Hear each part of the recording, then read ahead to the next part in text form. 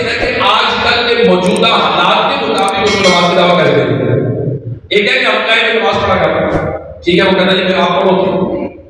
تو ہم کون ہوتے ہیں؟ ہمیں قرآن نے کہا پڑوسی کی سر ہمیں تو حدیث میں کہا ہمیں تو حدیث میں کہا بخاری شریف میں کہ پڑوسی کو نہ روکنے، گناہوں سے نہ روکنے کی وجہ سے جنت میں جائے گا. اب ہم اس کو کہہ دیں آپ کی وجہ سے ہم جنت میں جائیں گے تو خدا نہ خاصا وہ تو پڑھ جائے گا، وہ تو اور ہی کچھ بول دے گا. تو اس کو یہ کہنا ہے سر آپ تشریف لائے نہیں چاہیے. کبھی اس کو کوئی تحفہ دے دیا، اس کو پڑوسی ہے نا سر میں آج ہمارے گھر میں وہ پیچھے چاول پکے تھے، میں نے سوچا میں آپ کو دے دوں. اب پڑوسی ہے نا اس کا حق بنتا ہے. اب اس تھوڑا بہت تعلق بنا کر، تھوڑا بہت پیار محبت اخلاق کردار کے ساتھ ایک وقت آئے گا انشاءاللہ عز و جل ہم اس کو نوازی بنا دیں. کیوں؟ میری ذمہ داری قرآن نے لگائی، میری ذمہ داری حدیث نے لگائی، اللہ کے رسول نے لگائی. بلے وانی والا آیا پہنچا تو میری طرف سے ایک آیت ہو. مجھے بخاری شریف میں کہا گیا اب ہمارے بزنس کولیگز ہیں، ہمارے آفس کولیگز ہیں، میں نے کہنا ہے اس میں کر دینا ہے، ہم نہیں کہتے اس میں بھائی نماز پڑھو. یاد رکھیے گا نیکی کی دعوت کے 3 درجے ہیں. نیکی کی دعوت کے 3 سٹیپس ہیں. فرسٹ کیا ہے؟ آپ کو پتا ہے کہ میں کہوں گا یہ مان جائے گا، گناہ کر رہا ہے بندہ، نماز نہیں پڑھ رہا. آپ کو پتا ہے میں کہوں گا تو نماز پڑھنے گا، اب آپ پر واجب ہو جائے گا، آپ کے ملازم ہیں.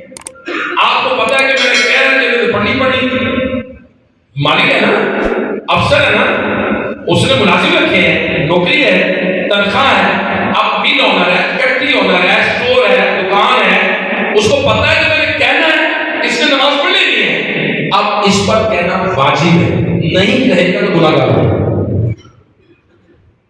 نہیں کہے گا تو گناہ گار ہوگا. یہ اپنی قوت سے نبی سے اور حاکم جو ہے وہ اپنے محکوم کو رعایا کو نرمی سے حکم دے. بری باتوں، برے عقیدوں، برے خیالات، برے کاموں اور اپنے اپنے منصب کے مطابق ان کو روکے. سب مسلمانوں کا فرض ہے کہ لوگوں کو اچھی بات کا حکم دے، برائی سے منع کرے. اور اسلام میں اہم ترین عبادت ہے نیکی کی دعوت دینا، برائی سے منع کرنا، تبلیغ دین. اور تمام عبادتوں کا فائدہ اپنی ذات کو ہوتا ہے، لیکن تبلیغ دین کا فائدہ اپنی ذات کو تو ہوتا ہے، دوسروں کو بھی ہوتا ہے. تو اللہ پاک کے آخری نبی محمد نبی صلی اللہ علیہ وسلم نے ارشاد فرمایا بلغوا عنی ولو آیہ، پہنچا دو میری طرف سے اگرچہ کہ ایک ہی آیت ہو.